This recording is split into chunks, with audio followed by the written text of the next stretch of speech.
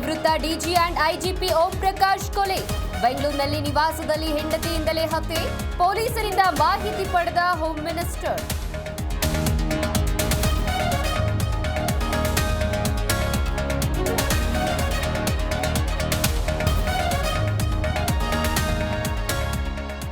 ಖಿನ್ನತೆಯಿಂದ ಬಳಲುತ್ತಿದ್ದ ಓಂ ಪ್ರಕಾಶ್ ಪತ್ನಿ ಎದೆ ಹೊಟ್ಟೆ ಭಾಗಕ್ಕೆ 8 ರಿಂದ 10 ಬಾರಿ ಚಾಕು ಇರಿತ.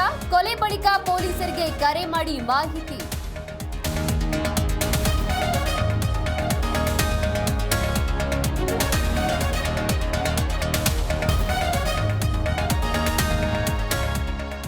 ಮುತ್ತಪ್ಪ ರೈ ಮಗನ ಮೇಲೆ ಫೈರಿಂಗ್ ಪ್ರಕರಣ. ರಿಕ್ಕಿ ಮನೆ ಕೆಲಸಗಾರರು ಸಿಬ್ಬಂದಿಗೆ ವಿಚಾರಣೆ. ರಿಕ್ಕಿ ಹೇಳಿಕೆ ದಾಖಲಿಸಿ ತನಿಖೆ ಚುರುಕುಗೊಳಿಸಿದ ಖಾಕಿ.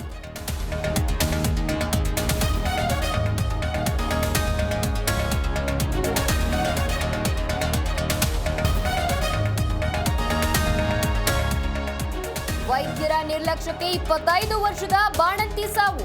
ಬೆಂಗಳೂರಿನ ವಾಣಿ ವಿಲಾಸ ಆಸ್ಪತ್ರೆಯಲ್ಲಿ ಘಟನೆ. ವೈದ್ಯರ ವಿರುದ್ಧ ಕುಟುಂಬಸ್ಥರ ಆರೋಪ.